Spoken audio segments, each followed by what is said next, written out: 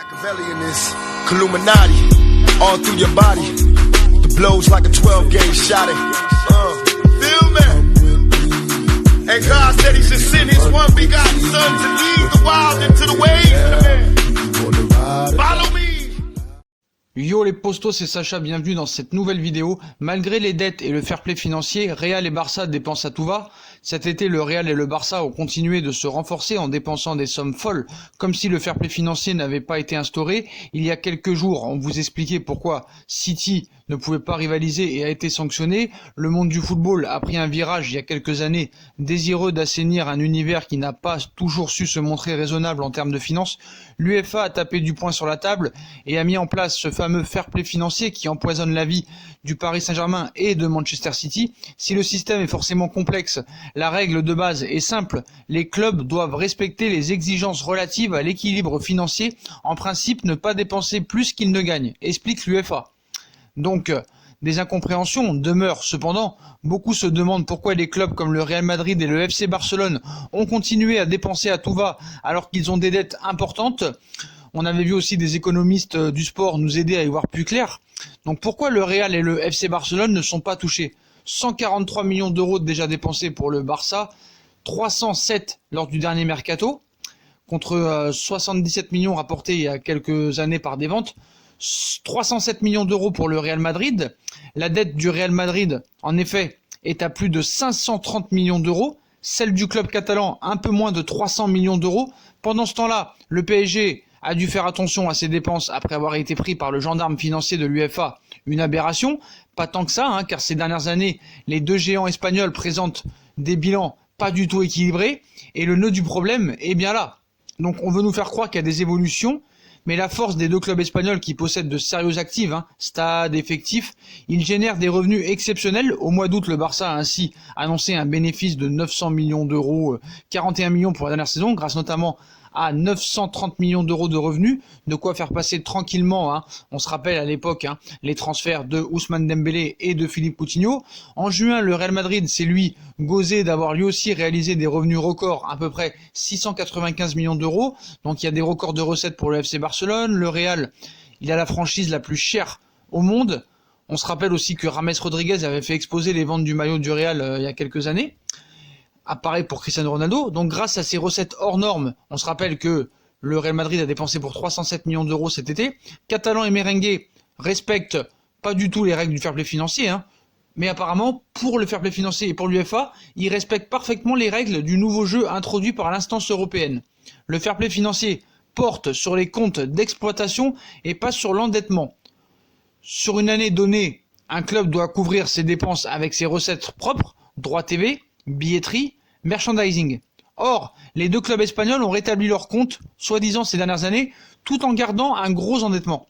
Voici pourquoi ils peuvent se permettre apparemment cette année de s'offrir des Hazard, ou des Coutinho, ou peut-être des Ousmane Dembélé, des Antoine Griezmann, des Rodrigo, ainsi de suite. On se rappelle à l'époque aussi des Suarez, des Toni Kroos, qui avaient coûté très cher. Donc pourquoi l'UEFA n'épingle pas les clubs endettés ? L'UEFA instaure des règles, mais doit aussi respecter des lois. Or, le fair play financier peut difficilement sanctionner un club sur une période où la règle n'était pas encore en vigueur.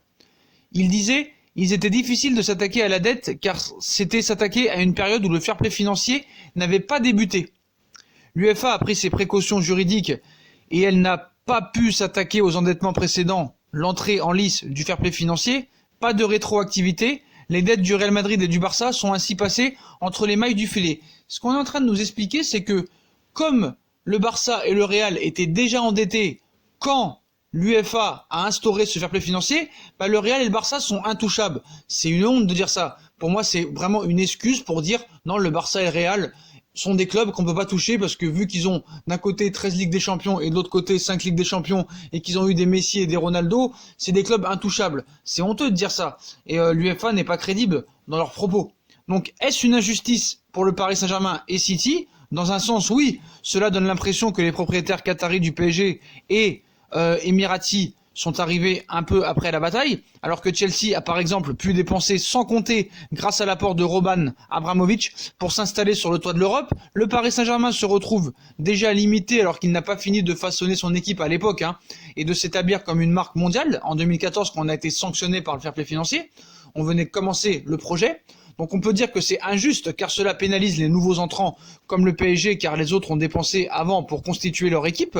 Et comme par hasard, l'UEFA a instauré ça comme Manchester City et le Paris Saint-Germain sont arrivés avec de nouveaux investisseurs. Cependant, l'UEFA se devait d'agir et il fallait bien commencer à une date tout en donnant un cadre précis. Le fair play financier est un dispositif indispensable.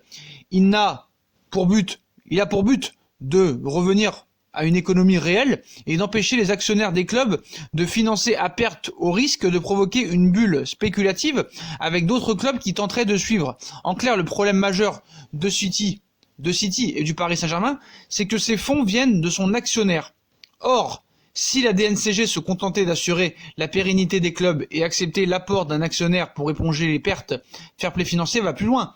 La tentative de City, par exemple, du contrat de sponsoring ou du Paris Saint-Germain avec l'Office du tourisme du Qatar ou City avec l'Etihad, 150 millions d'euros dans un premier temps, puis après 200 millions d'euros, ne pouvaient ainsi être validés. Pourquoi nous, on n'a pas le droit et eux, ils ont le droit? Donc on estime normal que ce contrat ait été ramené à un montant qui corresponde plus aux réalités du marché, sinon c'est la porte ouverte à tout et l'actionnaire va intervenir en sponsoring indirectement. C'est pas normal. On aurait cependant pu imaginer quelques souplesses. Dans tout business, les actionnaires acceptent de perdre de l'argent pour investir et en gagner ensuite. De ce point de vue, on aurait pu penser à une dérogation pour les actionnaires arrivés il y a peu afin qu'ils puissent se mettre à niveau.